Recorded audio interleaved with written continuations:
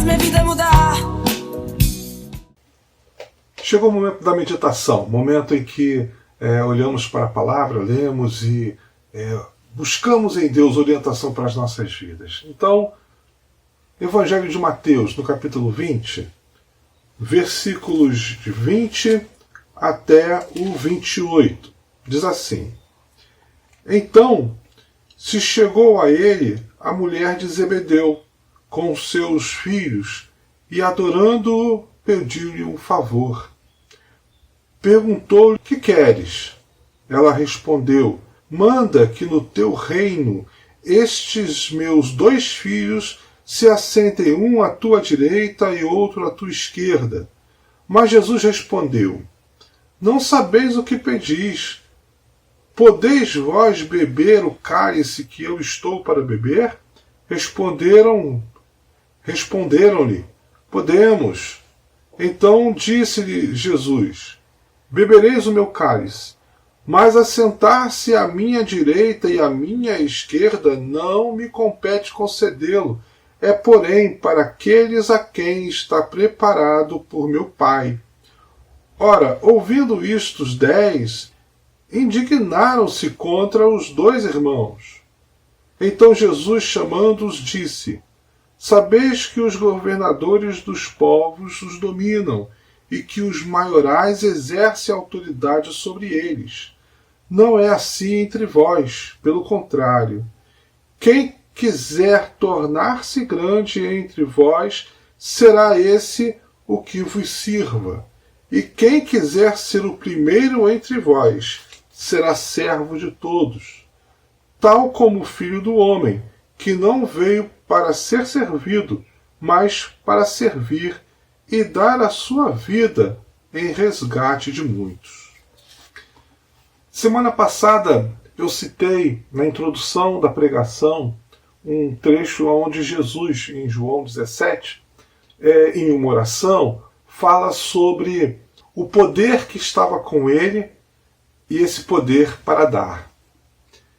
Nós vamos voltar a esse tema do poder, e agora através do texto de Mateus, do capítulo 20, versículos 20, que é o pedido da mãe de 2 dos apóstolos, Tiago e João.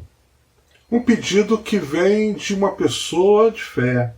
E esse pedido, então, é de uma mãe que quer bem os seus filhos, mas que traz também, por trás dessa pergunta, um entendimento, uma forma de entender aquilo que Jesus pregava, aquilo que Jesus estava dizendo. Essa forma de entender está muito vinculada ao seu tempo, aquilo que ela já conhecia, que era, por exemplo, a estrutura religiosa de Israel, junto com seus sacerdotes, o sumo sacerdote e toda a questão religiosa envolvida com seus rituais. E essa mulher é muito sincera e sinceramente, ela expõe aquilo que estava em sua mente, dando a Jesus a oportunidade de esclarecer, de aprofundar, de fazer com que, de uma vez por todas, os apóstolos e ela própria, e por que não dizer nós também, porque estamos lendo o texto, entender que o Evangelho não está encaixado dentro da forma humana de entender como se exerce o poder. Mas, ao contrário, está encaixado dentro de uma ideia divina do que é poder. Então, essa mulher se aproxima de Jesus e faz um pedido. Jesus pergunta a ela: que queres? Olha que interessante. Jesus dá a oportunidade de falar. Em outras passagens nós vamos ver Jesus fazendo isso com pessoas que estão doentes, cegos, coxos, leprosos. E a pergunta de Jesus é sempre essa: o que queres que te faça? Ainda que pareça tão óbvio, né, que a pessoa está ali diante dele com a dificuldade que é visível, ainda assim Jesus pergunta: o que queres que te faça? Por mais que Jesus saiba ou desconfie, do que se trata, é importante falar. É importante se expressar. Por quê? Para que alguém escute? Não, não. É para que você se escute. Para que você entenda exatamente o que está passando na sua mente, na sua cabeça. Para que você se exponha. E quando a gente se expõe, nós de alguma forma estamos nos assumindo. E a melhor forma de reconhecer os nossos erros, ou de reconhecer as nossas faltas, ou os enganos que nos rodeiam, que está em nossa mente, é falando, é assumindo esses enganos. E assim ter a oportunidade de ouvir Deus falar, nos esclarecendo. Uma vez ouvindo Deus falar, não existe outro caminho a se percorrer, senão o caminho que Deus indica. A questão é que nem sempre o caminho que Deus indica é o caminho que a gente quer. É o caminho que nós escolhemos. E é o caminho que nós entendemos. Então, Deus nos coloca em uma condição de decisão. Precisamos decidir o que nós queremos realmente. E então Jesus diz para ela: que queres? E ela então diz: manda que no teu reino estes meus 2 filhos se assentem, um à tua direita e outro à tua esquerda. Ela apela ao poder de Jesus. Ela diz: manda, ou seja, determine, deixe isto claro. Para quem? Para os 2 filhos? Ou para toda a comunidade dos apóstolos? O que ele estava dizendo para Jesus era o seguinte: olha, eu sei como funciona as organizações, eu sei como funciona o exercício do poder pelo homem. Então, eu quero que os meus filhos tenham essa oportunidade. Eu quero que os meus 2 filhos possam ter os melhores lugares. Então, manda que eles sentem, um à tua direita, outro à tua esquerda, no teu reino. Ou seja, ela entendia que o reino de Deus era semelhante ao reino que ela já conhecia, tanto em Israel como em Roma, que dominava Israel, em que existia alguém que mandava, no caso de Roma, o imperador, e os súditos que obedeciam, né, que eram todos os súditos ou mesmo os povos dominados, como em Israel, que o sumo sacerdote exercia também autoridade religiosa, como também o governador que, colocado ali em Israel, por Roma, também mandava. Ela entendia que o reino de Deus era a mesma coisa. Jesus iria mandar, existiria uma hierarquia governamental e os filhos deveriam fazer parte dessa estrutura. Então creio que, até de maneira respeitosa, mas não vacilante, Jesus responde a ela: não sabeis o que pedis. Você não sabe o que você está pedindo. Muitas vezes, irmãos e irmãs, nós pedimos coisas que são frutos da nossa ignorância. Pedimos coisas que, por desconhecermos profundamente do que se trata, achamos ser o melhor para nossas vidas. Por isso que é importante orar, falar, porque de certa forma nós estamos assumindo aquilo que acreditamos. E quando assumimos aquilo que acreditamos diante de Deus, Ele vai nos instruir, como um pai que instrui seu filho quando precisa de conhecimento, quando precisa de esclarecimento. Então Jesus diz a ela: olha, você não sabe o que você me pede. Por que Jesus diz isso? Por que Jesus diz que ela não sabe? Porque ela está se referindo a algo que Jesus está falando, está pregando, que ele chama de reino de Deus. Todos ali entendem que reino é aquilo que eles já conheciam, como ali estava estabelecido, com Roma, ou com o próprio Israel.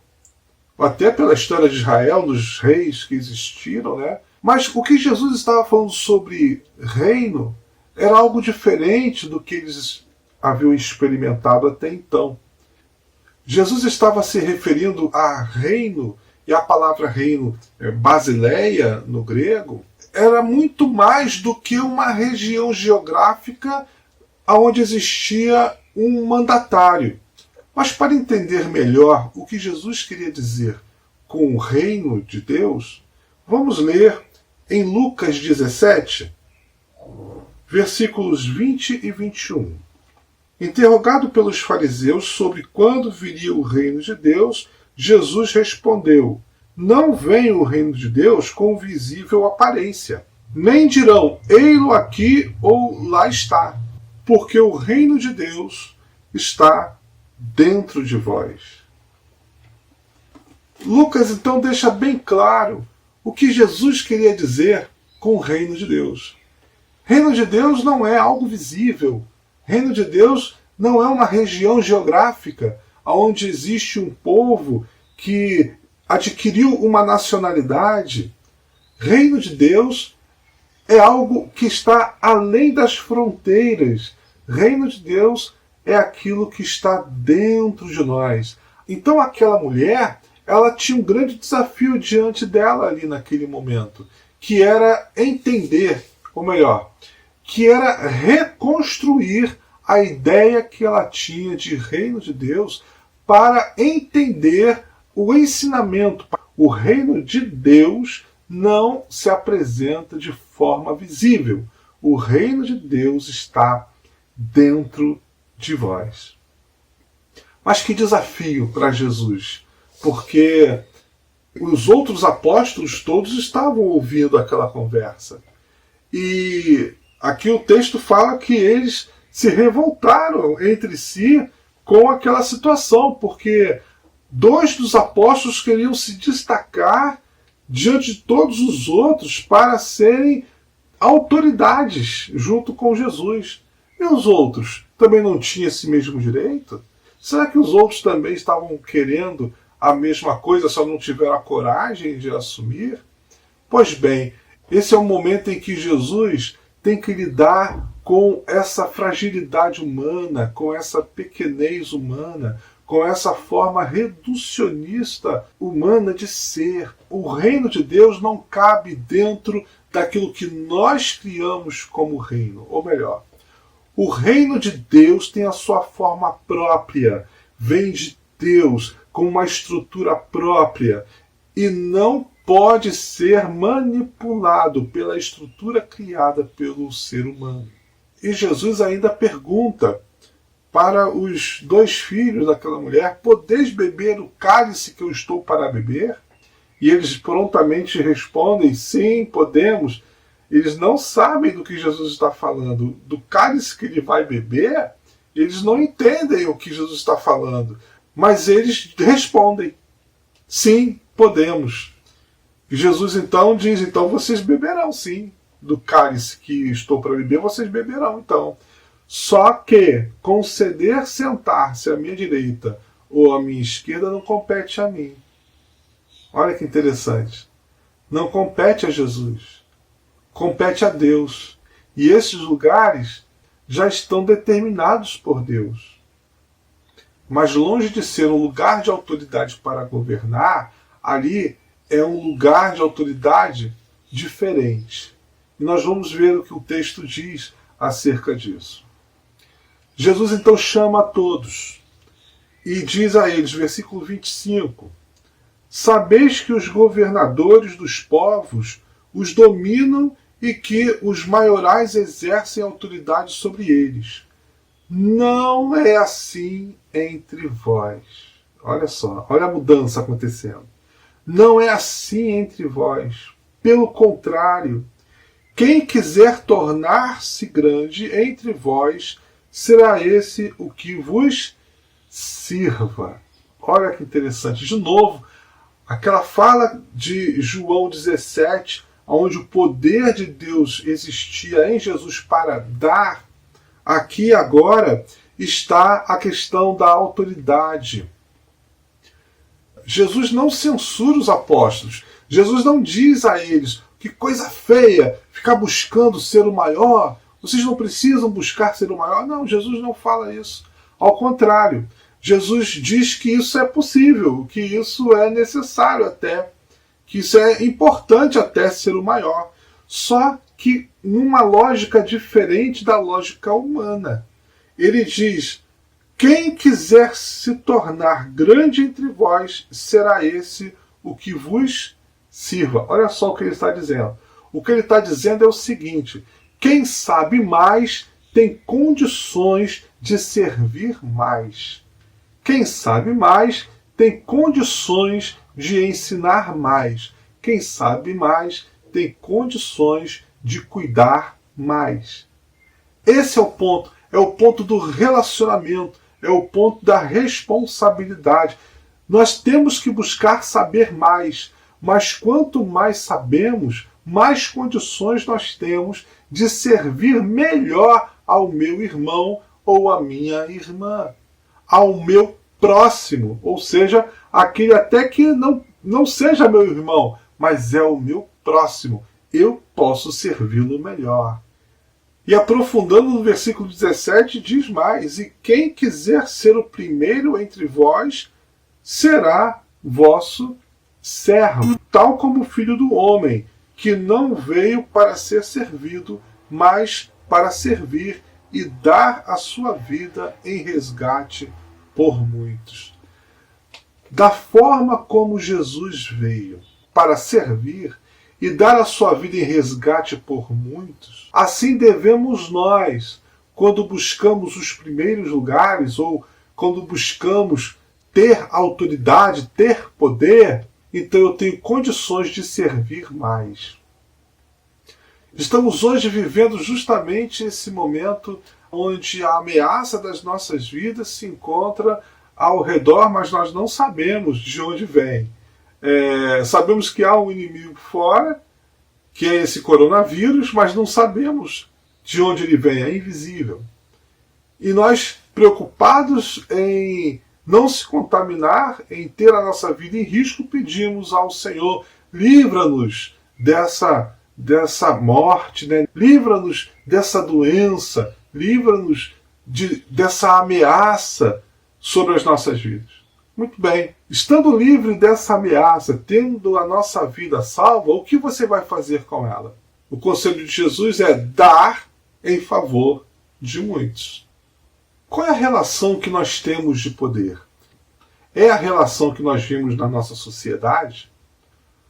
Como nós temos exercido a nossa autoridade? Reconhecemos essa autoridade?